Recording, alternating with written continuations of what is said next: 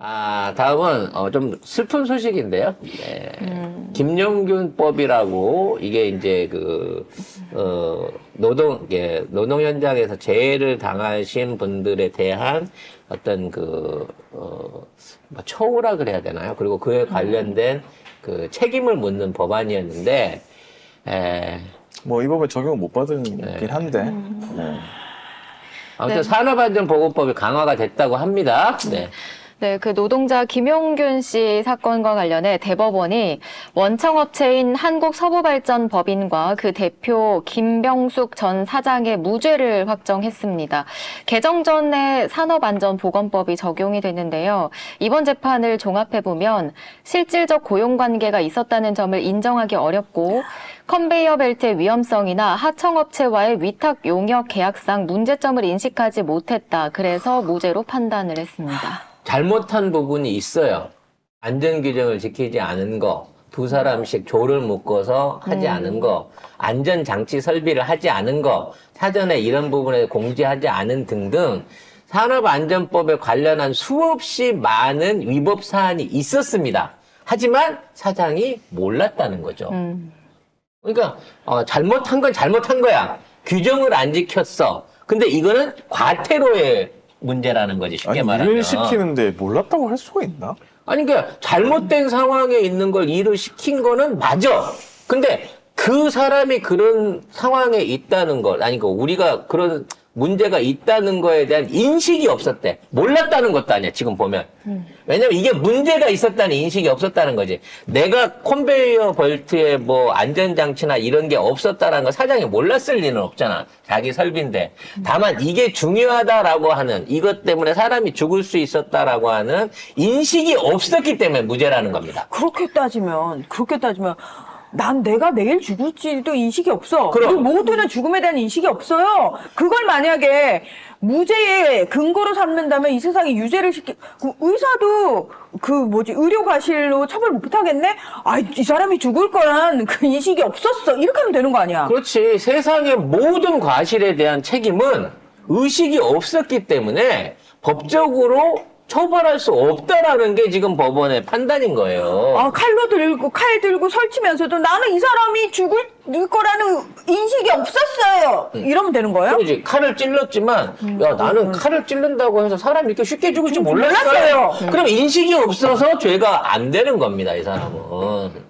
이런 말도 안 되는 결정이 나와요, 법에. 관련자 중에 지금 실형받은 사람이 한 명도 없게 됐습니다. 결국은 죽은 사람만 억울하고요. 이 사람의 죽음에 대해서 24살이에요. 이 청년이 근로시간까지 오버해가면서 현장에서 일하다가 컨베이에서 사고를 당했는데요. 아무도 관리자가 없고 현장에 보고 있는 사람이 없어서 그 사체의 참혹함은 이루 말할 수가 없을 정도였어요. 그랬는데도 불구하고 여기에 대한 산재에 대한 인식이 없었어. 그래서 정상적인 산재 사망에 의한 제대로 된 보상도 받지를 못했단 말이에요. 그래서 그거를 인정받기 위해서 소송을 했는데 이와 관련된 죄가 무죄가 됨으로 인해서 이 청년은 정식 고용인이 아니야. 우연히 마치 거기에 작업장에 몰래 침입했다가 불의의 사고에 휘말려서 사망당한 거랑 똑같은 상황이 돼버려서 아무런 보상을 못 받게 됐다고 5년을 소송을 했는데 소송 비용하면 원청에 책임 못 묻게 됐고, 근데 이제 발전기술 임직원 중 10명, 그다음에 발전기술 법인에 대해서는 뭐 유죄가 된 것도 있네요. 근데 14명을 재판에 넘겼어요. 근데 사장이 무죄로 나왔는데 밑에 있는 사람이 유죄로 나온들 실형을 받겠어요. 그리고 밑에 있는 사람은 또 무슨 죄야? 그 사람이 사장한테 사장님 이거 사람 죽어도 괜찮으니까 안전장치 하지 맙시다. 인력 배치 이런 식으로 하지 맙시다라고 얘기했겠어? 그렇게 해야 됩니다 하더라도 사장이 시켰겠지. 책임을 져야 될 거 아니야. 책임을. 윗선에 있는 사람이 가장 큰 책임을 져야 되는 게 정상 아니에요? 그러면 최소한 유가족한테 사죄라도 하고 제대로 된 보상이라도 이루어진 상태에서 이거를 해야 되는데 결과적으로 이분의 생명에 대한 보상과 그에 대한 책임을 누가 지냐고. 인력 파견 업체가 지라는 얘기 아니에요. 그리고 그냥 죽는 거예요. 노동자들은 그냥 죽는 거예요. 이게 법이라고 하는 게 이게 소급 적용이라 그래갖고 법 행위가 있었던 때의 법이라 지금은 처벌하지 못한다라고 결론까지 이런 식으로 나오는 것 같은데 앞으로 이 법이 있다고 한들 뭐가 바뀌겠나라는 생각이 들어요. 그러니까 대법원이 이런 수준인데 지금 대법관도 조희대라는 사람 지금 임명할 것 같잖아요. 어떻게 될지 모르겠습니다. 나라나 진짜. 지금 중대재해법이 있으면 원청과 법인 대표, 그러니까 그 중부관 사장까지 다 할 수 있다라고 기사들이 쓰고 있는데 막상 해봐봐. 될까? 난 될까? 잘 모르겠다. 이제는 못 믿겠어요. 왜? 법원 믿을 수 있습니까? 법이 있으면 뭐예요? 법을 집행하는 놈들, 법을 판단하는 놈들이 쓰레기인데. 아무리 좋은 법 규정이 있으면 뭐하냐고. 법을 지들 멋대로 편파적으로 진행해갖고 개판을 만들어 놓고 그게 법적이기 때문에 문제가 안 된다라고 말하고 있는 놈들하고 무슨 법의 논리를 법의 유무를 따져요. 법이 있어도 또 지금과 같은 상황이 만들어진다니까. 갑자기 생각나서 하는 얘기지만 SPC 그 빵공장 사건 그때 이후로도 2달 간격으로 계속해서 산재 사고가 생기고 있어요. 그런데도 계속 뉴스에 나지만 그때 한때 그냥 불매운동에서 반짝해갖고 그런 기업들한테 경종의식 날린다 어쩐다 했는데도 불구하고 계속해서 사고 신고가 나고 있어요. 에이. 바뀌는 게 없다고 바뀌는 게. 그런데다 윤석열은 뭐라고 공약을 했습니까? 기업에 있는 책임자들 어떤 경우에도 구속 수사 받지 않게끔 해주겠다고 지가 구두로 날렸잖아요. 그래, 교환 때 끌려다니면서 시장에서 떡볶이 처먹어도 싸다, 니들은. 대신에 구속은 안 당하잖아. 그럼. 프로포폴을 해도 봐주고. 뭔 짓을 해도 봐주잖아요. 반도체 공장의 노동자들이 암에 걸려도 봐주고. 아무 책임을 안 지게끔 만들어주잖아. 그렇게 받는 법인세도 깎아줘. 온갖 혜택 다 받는데 시장 좀 쫓아가서 평소에 못 먹던 매운 거 먹고 뒤탈이 좀 난들. 뭔 의미가 있겠어. 괜찮아. 그 정도는 해. 아주. 이재용이 얼마나 인성 파탄인지는 신라호텔 가서 음식 마음에 안 든다고 그 식당을 다 갈아엎었다고 하는 일화에서도 보이는 것처럼. 그냥 평소에 되게 입 열면 나보다 더 욕 잘한대요. 내가 하는 건 난 귀여운 거래.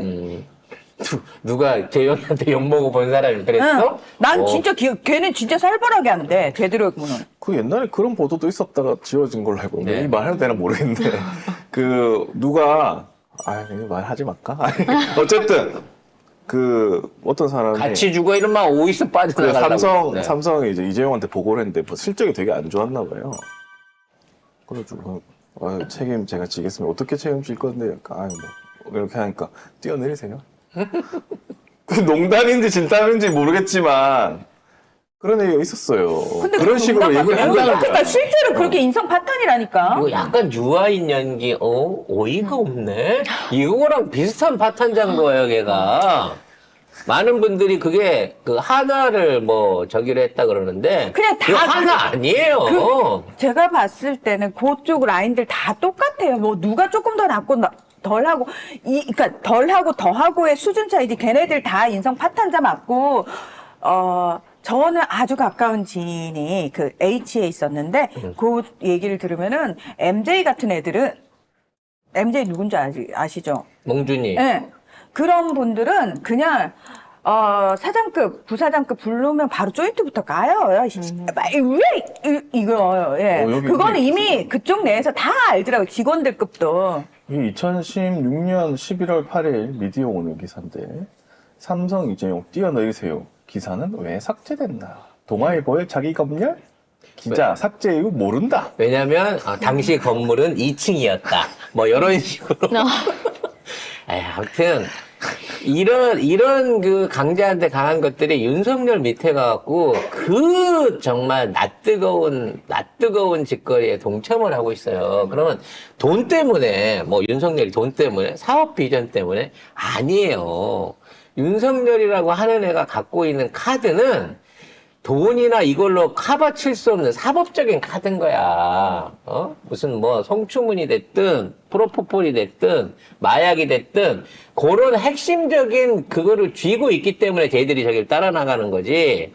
그 윗대 선대에 있었던 재벌 기업들, 물론 그때도 군사정권 때 끌려가고 돈 봉투는 던지긴 했습니다만 저 따위 짓거리에 끌려다니면서 기업 얼굴에 똥칠하진 않았다고.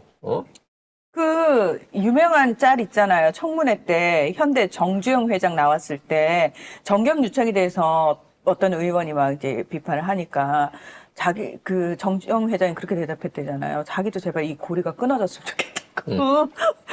네, 그렇게 됐으면 좋겠다라고 그 찾아보시면 나오거든요. 그러니까 그 정도 결기는 있었어요, 사실은. 그리고 지금 댓글에서 이낙연도 유명하다면서요. 저도 많이 들었습니다. 네. 네, 그렇습니다. 언젠가 이낙연 녹취록도 나올 겁니다. 이제 멀지 않았고요.